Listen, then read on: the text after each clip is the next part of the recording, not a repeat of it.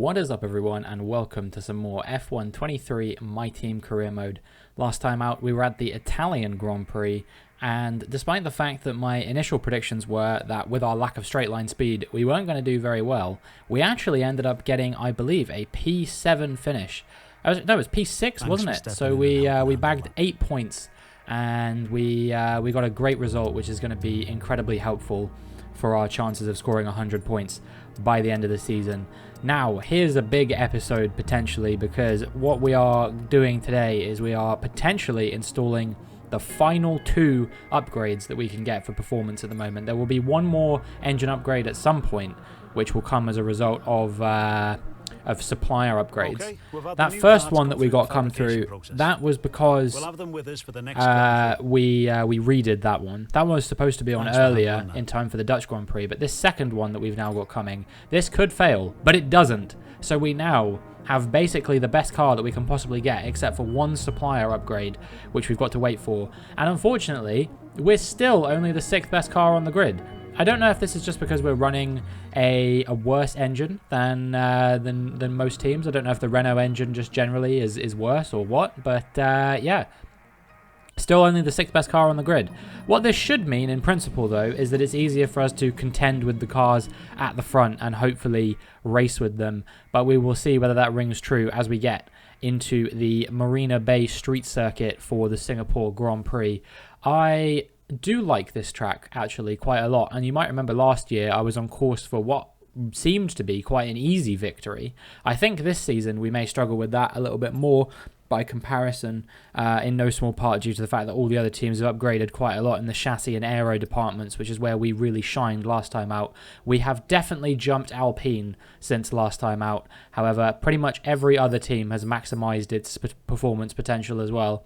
So Aston Martin are actually the best team on the grid, and they have been for quite some time, followed by Red Bull, Ferrari, McLaren, Mercedes and us. But we're so tight at the top that there's very little to separate us. Alpine a little bit further behind, Haas kind of in their own little no man's land in the middle, and then Williams, Alfa Romeo and AlphaTauri a long way off the top. They're going to have to obviously work on their own upgrades if they want any chance of closing that gap up. But yeah, we have the potential hopefully to at least score a few points here. That's got to be the target.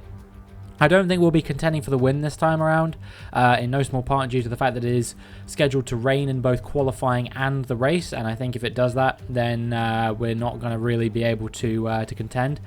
But, I mean, who knows? I've been more competitive than I thought I would be in the rain before. Maybe this will be one of those weekends. Now it is going to be time for us to get into qualifying. I don't know why, but I actually forgot to show the practice results from the one session I did drive. But I think we finished in the top 10, if I remember correctly. We didn't have amazing pace. I was struggling a little bit, and my consistency was all over the place. I was not driving consistently fast laps, but it doesn't matter because qualifying and the race is supposedly going to be dry. So all I need to worry, or it's going to be wet rather, so all I need to worry about now is what my pace is going to be like in the wet, which I haven't had any chance to run in as of yet. So this is my first lap in non-dry conditions. We're on the intermediate tyres to kick things off, and we'll see what kind of time we can do on those as we round the final corner. Across the line, it's a 140.5. It puts us P4 initially, but I wonder where that will be at the end of the session. The session was getting wetter and wetter, and that meant only one thing. We only did one run, and we got through. Both cars, in fact, in P6 and P8. A very solid performance from the team. I will be very happy with that. If we can replicate that throughout qualifying, get both cars into Q3, and maybe finish, yeah, sort of P6, P8, that would be pretty good. Meanwhile, the cars eliminated there were Lawson, Fittipaldi, Sargent, Hulkenberg, Joe and De Vries. Of the bottom 4 teams, it was Albon and Tsunoda that made it through in 11th and 13th, actually. So, yeah, a solid performance from those guys. But, yeah, I think that it's going to be a bit different this time. The track obviously was getting wetter and wetter, so it means that it was time for the wet tyres at the start of Q2, and that's what we went on. George Russell going fastest there with a 146.8. I had a bit of a delay in getting out, which I'm hoping isn't going to harm me too much. But we had some kind of issue that we had to resolve first. before we could go out on track. Nonetheless, we actually do go second fastest, 1:47.2. But I think the track is going to dry out again, and indeed you can see it was into conditions at the end of the session. Everyone has crossed the line now, so unfortunately Dennis Hauger is going to be out in probably P14 if I had to guess, because I think that I'm going to be improving by quite a lot. My final lap, I started the lap 1 second before qualifying ended, so I was very close to being out in 16th. But fortunately, we managed to bring it home, cross the line. It's a 1:42.0, and perhaps unsurprisingly, it was the fastest lap of the session. On a drying track, I would have been pretty poor to do anything other than the fastest lap of the session. We were 2.5 seconds faster than Max Verstappen, which I guess makes sense because the track had about almost 2 extra minutes to dry by the time that I did my lap compared to him. Meanwhile, we say goodbye to both Ferraris of Sainz and Leclerc. Perez in the Red Bull, disappointing for him. And then Hauger, Albon and Tsunoda are the other eliminations there. But yeah, Sergio Perez, championship contender, out in Q2. Not what he would have been wanting at this stage. But yeah, we'll see whether he can maybe make his way back into the points on Sunday. Now, they were telling me that it was still intermediate conditions when I went on my first run of Q1, but as you can see, it's definitely time for dry tyres. There's no way that this is inter conditions still. Everyone did do a run on inters. I went fastest with a 1:38.0, but yeah, it's definitely going to be dry tyres by the end of the session. So I wouldn't be surprised to see me improving by about 10 seconds on this time eventually. And indeed, you can see that I'm already 8 seconds up as we make our way into the final sector. So if I can have a good final sector, then hopefully I can put myself amongst these guys. They're in the 1:27s-ish, so we're going to need to be about 10 seconds faster than where we currently, or our fastest lap so far. We round the final corner, we cross the line, it's a 1:28.6, and I don't think that's going to be good enough for anything other than 10th, and indeed it's not. So yeah, really disappointing there, unfortunately. We just couldn't seem to get it right. We're all ready for tomorrow's race, but before we begin, let's have a quick look at those who will be fronting the grid. Bottas, Russell and Pierre Gasly.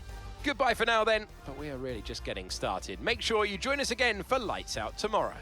I guess it does make sense that I would be slower than these guys in the dry because I was running a wet weather setup. Valtteri Bottas getting pole there. Mercedes 1-2 with the Alpine of Gasly actually in P3 there, so he's done a great job. But yeah, what was I saying? I did opt to go for a wet setup knowing that the race was going to be wet as well. I figured if ever there was an opportunity to choose a wet setup, now would be the time. So yeah, I went on a wet setup, and I think obviously that meant that my pace was slightly hindered in the dry.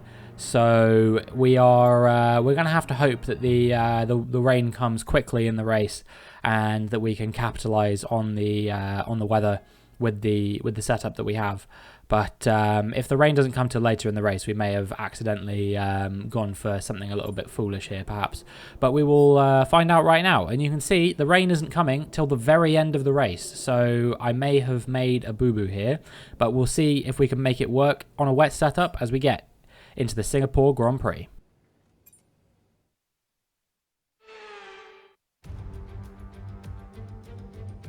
It's the Singapore Grand Prix, where Sebastian Vettel has the most wins here with 5. Who will be lifting the trophy today here at the Marina Bay Circuit?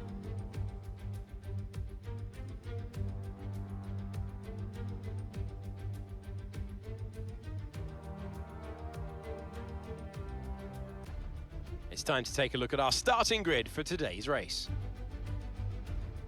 Good job yesterday from Valtteri Bottas. The Finn starts from pole position, just ahead of George Russell, who starts this event from P2.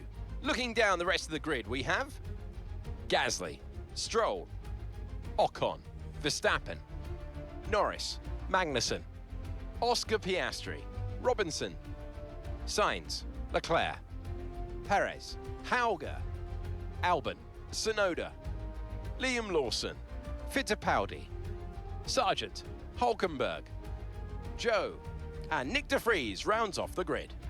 And now it's time to head down to the track.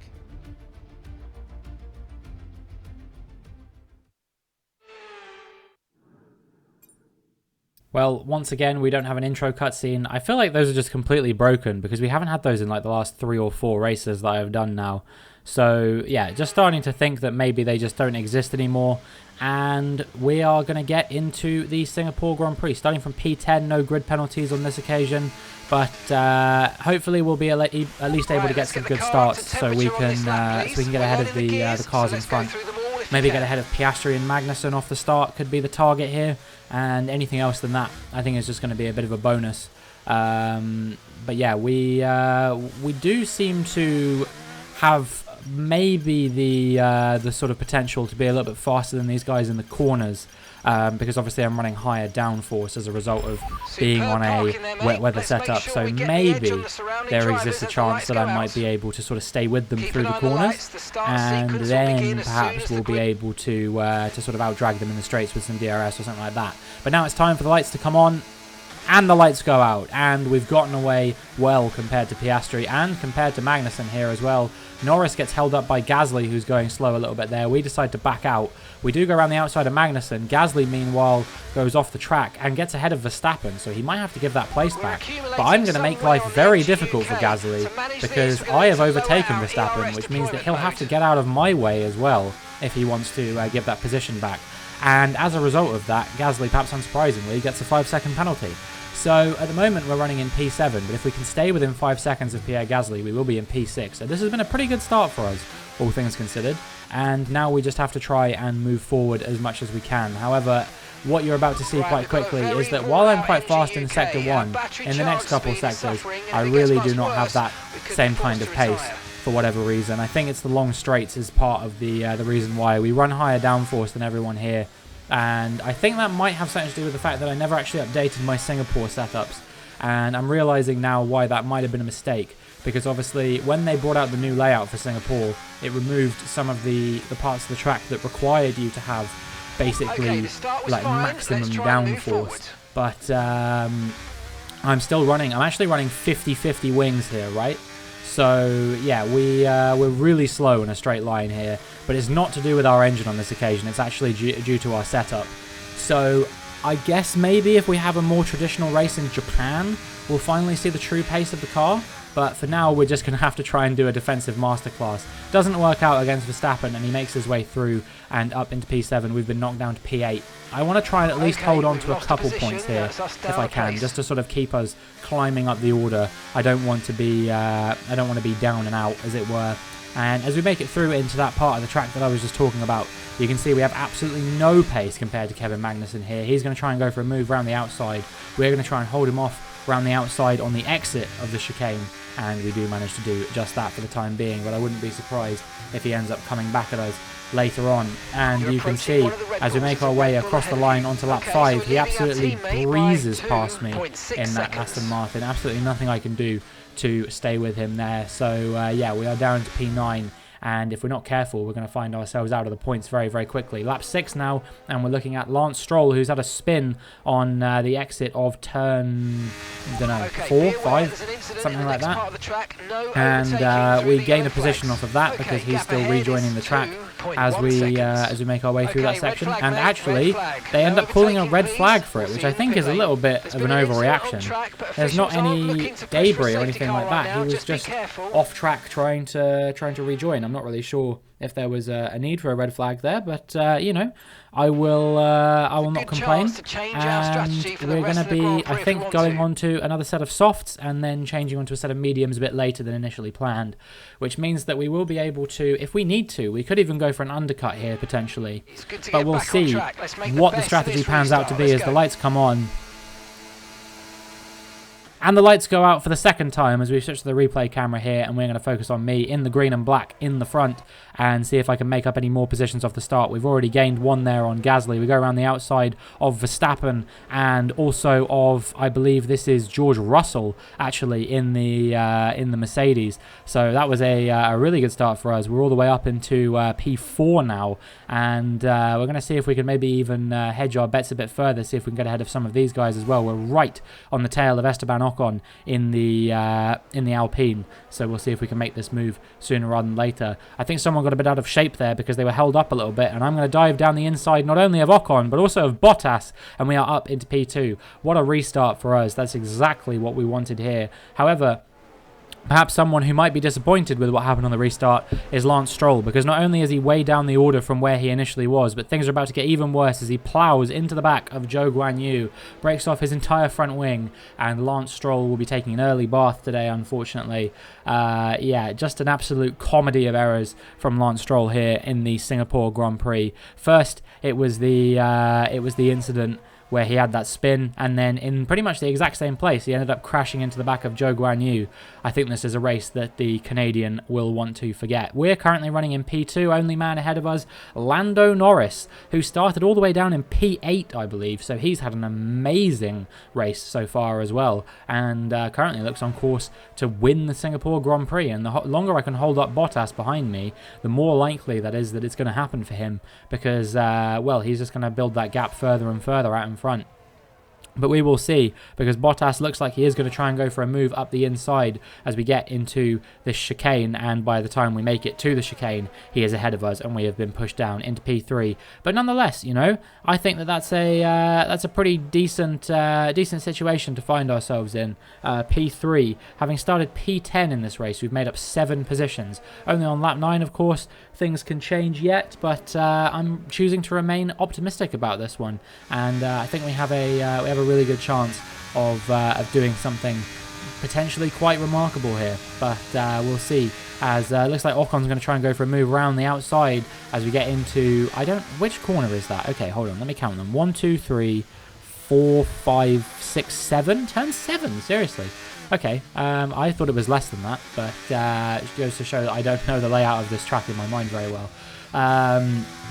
Either way, we managed to hold off Ocon, so we remain in P3 for the time being, but George Russell is now going to have other ideas as he's made his way up into P4. He's going to try and go up the inside into turn 1 as we make our way through the first sequence of corners. He hasn't quite managed to make the overtake yet, but I'm sure he will have plenty of opportunity to do just that. He's going to have the DRS, of course, as we get into this next big, long straight, and he's only 3/10 behind us, so I would say that his ability to close the gap is going to be pretty good. He's got the extra straight line speed from the setup, the DRS, the ERS. It's a non-contest. George Russell into P3. We've been relegated to P4, and now we are going to come under pressure from Max Verstappen once again in this race. He's already overtaken us once. Will he make it twice? Let's see whether he can do just that. He's 3/10 down on us as we make our way to the end of lap 15 now, and as I come through the final corner, I think he's going to maybe try and size up a move. Obviously, this is a small DRS zone, but it is possible to overtake through here, and by the time that we get to the first corner, he is a full car length ahead. So, yeah, an opportunistic overtake there from Max Verstappen, marking the second time in the race that he's overtaken us. Now we are looking at Logan Sargent in the Haas here, and this is going to be the end of the race for him. Engine failure, unfortunately. You may think, how do I know it's engine failure? There's why. Smoke billowing out of the back of his car, and that will be the end of the race for the man from the US. We decide to pit at the end of this lap. Our initial box lap was meant to be 18, but I figured there is an opportunity to go for an undercut here. You know, Verstappen was only a few seconds ahead of us at that point, so if we can do some strong laps before he boxes, I think there is a real opportunity for us to maybe get back out ahead of him, and maybe he can overtake us for a third time, or maybe this time I really will defend from him. Who knows? But yeah, a good stop there. Medium tyres on the car going to the end.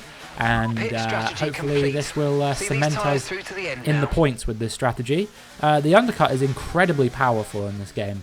I really can't state that enough. If you feel like you don't have as much pace as the AI on any track really, I would recommend just boxing like a lap or two early if the tyres can handle it.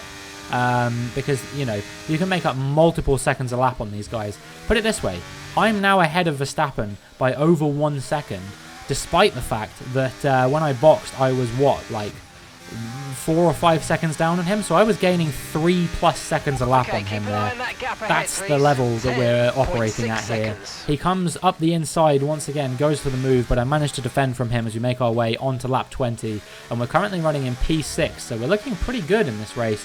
to potentially get a good result here. And I think Gasly is yet to box as well. Ocon actually pulled the undercut off on me. He boxed due to damage earlier in the race and still came out, what, multiple seconds, maybe 5 seconds ahead of me when I boxed. So yeah, a really, really solid strategy from him to make the best of a bad situation. He's currently running in P5 and will be P4 when his teammate boxes, I think, at the end of this lap. So yeah, Verstappen making his way through on me. We didn't really defend from him very well there, but there wasn't much I could do. Still running in P6 though, because Gasly has now boxed and finds himself outside the top 10. Here comes Charles Leclerc making a move as we get into the final sequence of corners, and by the time we make our way through the chicane, here's a full car length in front. We can't fight that one. We are down into P7. I don't want to lose too many more positions here, because I want to make sure that we can get that sponsorship bonus for scoring 5 points. So I'm going to need to score at least 6 points, or Hauger's going to have to try and find his way into the points instead. He's currently running in P11 though, so it is possible if he can defend from Piastri in P12 and Gasly in P13. He's still doing it, and honestly I think that maybe I'm helping him a little bit here as Carlos Sainz goes for a move up the inside as we get into turn 7. I worked this one out to be, but we actually managed to dive back around the outside of him, switch it to the inside for the following corner, and somehow I retain P7 here. So yeah, I am backing up the pack into Dennis Hauger. So if Hauger can overtake the Red Bull of Sergio Perez, then maybe, just maybe, there is a chance for him to get that final points-paying position in P10, which I think would be, I was going to say his first points this season, but if I'm not mistaken, he scored 1 point somewhere else this season. Maybe it was Monaco? I can't remember. So it would be his second points finish of the season if he did that. And honestly, with the car we've got, there's really no excuse for him not to be scoring points now. I understand when it's me because I'm shockingly inconsistent, as Carlos Sainz does eventually make his way past us. So now we're going to have to hope that that does ring true for Dennis Hauger, that he can make his way past somebody in front of him, whether it's Magnussen or Perez. If Perez gets past Magnussen as well, I'm going to need Hauger to come big for me here. We're now on lap 29, and finally the rain has started to come down. We kind of forgot that this was even coming, to be honest with you. That's the sort of level that that we're operating at here. The rain was so insignificant to the final strategy here as I defend from Sergio Perez, who tried to overtake me into turn 7 but failed. Yeah, the rain was so insignificant. We didn't even have the opportunity to go onto the intermediate tyres here. As we make our way onto lap 31, it probably is intermediate conditions, but I don't think that the time I would save by boxing is greater than the time I would lose by boxing. So yeah, we opt to stay out on the medium compound tyres. Ocon struggling for pace at the moment. There is a chance that maybe we could catch him if we drive a pretty perfect lap here, but struggling immensely for grip in the wet conditions, slipping and sliding all over the place. You might remember the sprint in Belgium where I had a similar thing on the final lap, where I was just slipping and sliding all over the place. But we're managing to keep Magnussen behind quite comfortably here, and we're just going to see if we can close down Ocon. I think it might be too late now, as we're still sort of 7 or 8 tenths behind him as we get into the last real overtaking opportunity. But we brake really late and we sail straight into the back of Esteban Ocon, and we actually spin him round there, and I don't know how I haven't been penalised for that, but somehow I haven't. Okay, and well, I mean, I guess I technically did make the overtake, but what's even funnier than that is that I actually pushed him out of the way. It's never easy to make it across the finish line here in Singapore, but they've done so with some style here today to take a remarkable victory. So, Natalie, what made the difference out there today? Well, what a race. At the end of the day, it is all about raw pace, and our winner had it in spades today.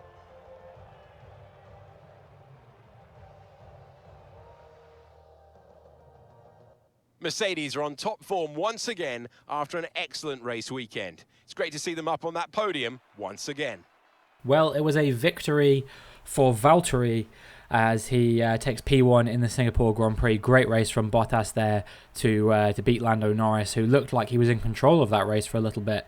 And George Russell completes the podium in P3, makes up vital points on Max Verstappen in the championship. I believe closes the gap to just 1 point again now. So yeah, things are getting interesting once again in that Drivers' Championship, and who knows who's going to come out on top of that one. A real opportunity for Russell to maybe snatch it back from Verstappen.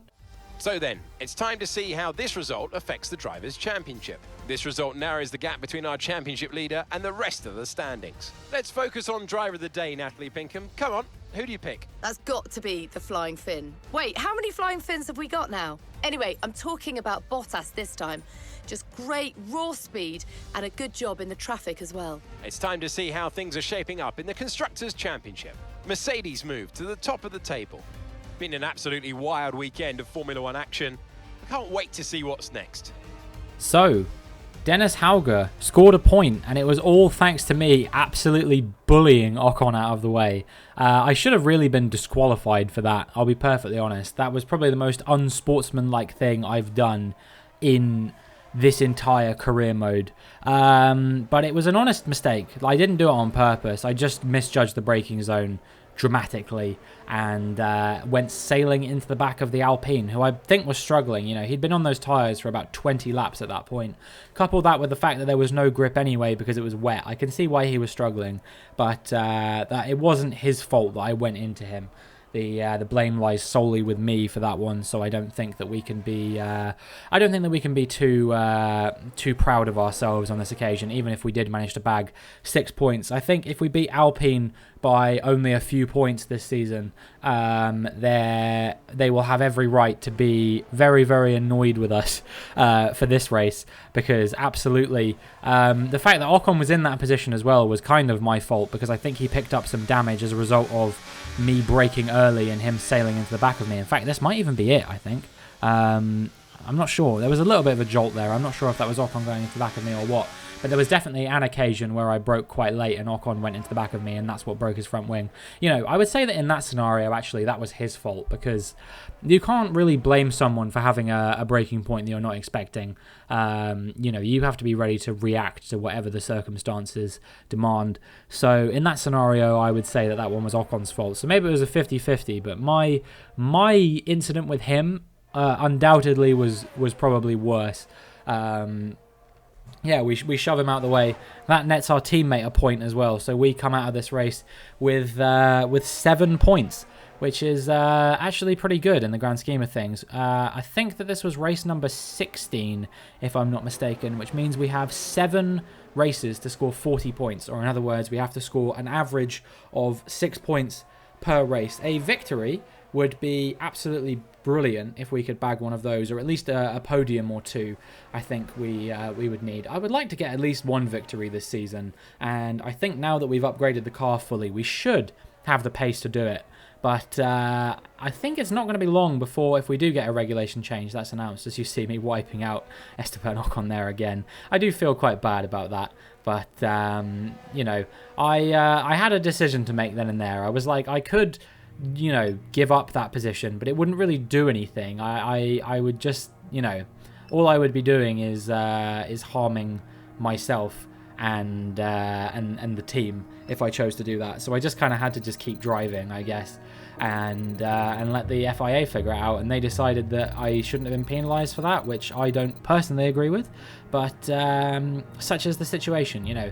If we score 106 points this season, then it was proof that this was not necessarily a race that we have to worry about too much. Next up is Japan. I'm hoping that that race should go quite well for us. It often does. And yeah, hopefully we can bag some more points there. But that is going to be it for this video. So if you enjoyed, please make sure you like and subscribe. And hopefully I will see you in the next one.